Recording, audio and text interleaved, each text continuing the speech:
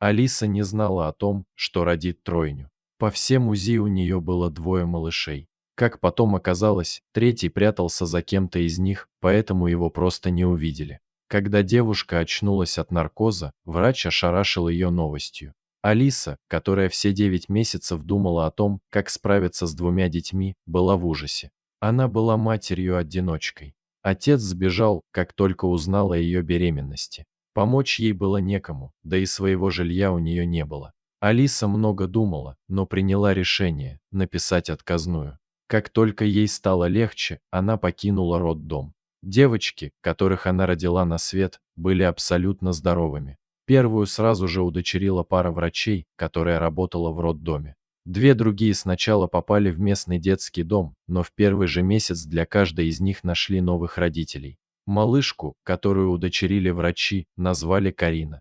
Она была удивительно похожа на приемную маму, такие же золотистые кудряшки и задорная улыбка. Поэтому мало кто мог заподозрить, что она не была ей родной. Карина ни в чем не знала отказа и всегда получала все самое лучшее. Сначала ее устроили в частный детский сад, а также определили на дополнительные занятия. Вторая малышка попала в семью, где мама работала педагогом, а папа – бухгалтером. Ее назвали Мариной в честь матери приемного отца. Она с детства получала хорошее образование и даже могла попасть сразу во второй класс, минуя первый. Но мама решила, что она должна учиться со сверстниками. Третьей девочке повезло чуть меньше сестер. Наташа оказалась в многодетной семье, где воспитывались еще несколько детей. Девочка всегда знала, что родители ей не родные. Они не баловали малышку, а воспитывали всех детей в строгости и честности. Судьбы трех сестер переплелись удивительным образом. Когда им исполнилось по 7 лет, их семьи переехали в один и тот же многоэтажный дом. Многодетные родители получили квартиру от государства, врачи взяли ипотеку, а третья семья купила жилье после продажи старого. В первое время ничего особенного не происходило. Все три семьи жили в разных подъездах, поэтому не пересекались. Поскольку детскую площадку в новостройке еще не успели установить, девочки не встречались во дворе. Все изменилось 1 сентября. В этот день все три сестры пошли в первый класс, в одну и ту же школу. Они появились на линейке в одинаковых школьных платьях. К тому же они попали в один класс. Учительница все перепроверила, но увидела, что у девочек разные фамилии. Она поинтересовалась, не сестры ли они, те хором ответили нет. В течение недели классной руководительнице казалось, что она банально сходит с ума. Женщина никак не могла привыкнуть и объяснить удивительное сходство школьниц. И тогда она решила обратиться к директору. Вскоре родителей вызвали на беседу. Они не хотели признаваться, но все же рассказали о том, что удочерили девочек. В школе решили сохранить эту тайну. Девочкам сказали, что они троюродные сестры. Семьи и учителя успокоились, но сами школьницы поняли, что здесь есть какой-то секрет. Наташа знала, что ее удочерили, о чем и рассказала двум другим. Они догадались, что являются родными сестрами, но не стали никому рассказывать об этом. Все трое дали обещание узнать имя настоящей матери и найти ее, когда вырастут. В это же время их родная по крови мама Алиса искала малышек, от которых так опрометчиво отказалась. Уже дома ей стало плохо. Она пришла в себя в больнице. Врачам пришлось провести срочную операцию, после которой девушка больше не могла иметь детей. Теперь она на все смотрела другими глазами. И каждый день вспоминала о своих детях. Лишь после родов Алиса узнала, что ей положены льготы как многодетной матери. На заводе, где работала, она могла получить и отдельное жилье, и помощь. Девушка решила во что бы то ни стало найти своих малышек. Но в роддоме узнала, что их удочерили. Специалисты не собирались разглашать тайну и имена приемных родителей. Вернее, они могли бы сделать исключение, но в обмен на определенное вознаграждение.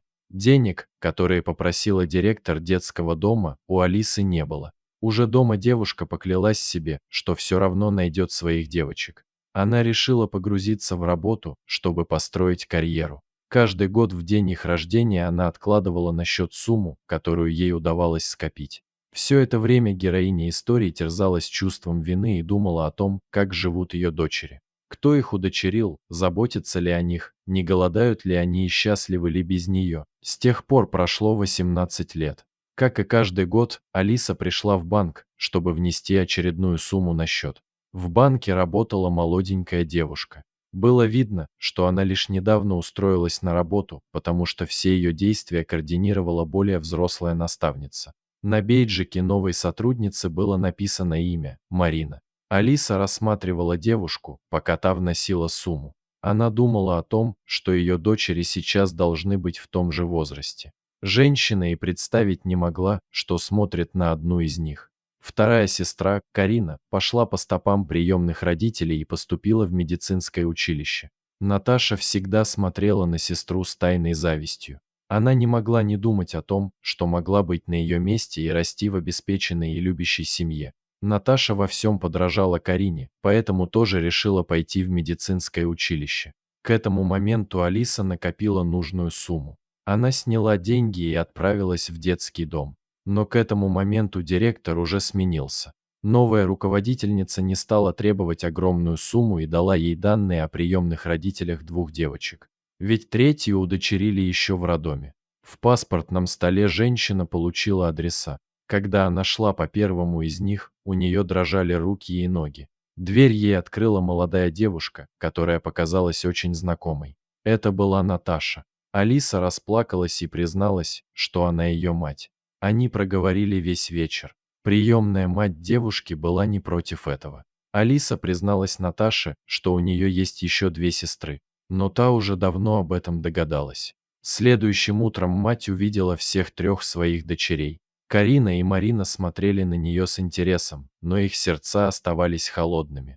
Они не представляли, как она могла оставить родных детей в роддоме, несмотря на отсутствие денег. Девушки с детства ни в чем не нуждались, поэтому им было тяжело представить весь трагизм ситуации. А вот Наташа, выросшая в многодетной семье, быстро нашла общий язык с родной мамой. Вскоре она единственная переехала к ней. Со временем Карина и Марина простили Алису, но при этом не могли общаться с ней так же тесно, как сестра.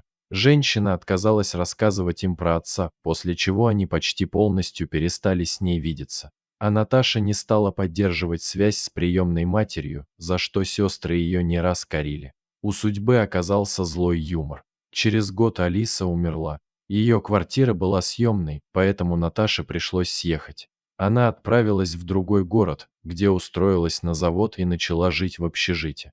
Вскоре вся история повторилась. Как и ее мать, девушка очнулась в роддоме и услышала от нянечки те же слова «У тебя тройня». Она поняла, почему Алиса подписала отказ от детей много лет назад и сделала то же самое. Вот только Наташа не догадывалась, что вскоре пожалеет об этом и тоже долгие годы будет искать своих малышей. Дорогие зрители, если вам понравилась эта история, обязательно поставьте палец вверх и поделитесь этим рассказом со своими друзьями. Если вы впервые на этом канале и еще не подписаны на него, рекомендую подписаться прямо сейчас, чтобы не пропустить очередную захватывающую историю.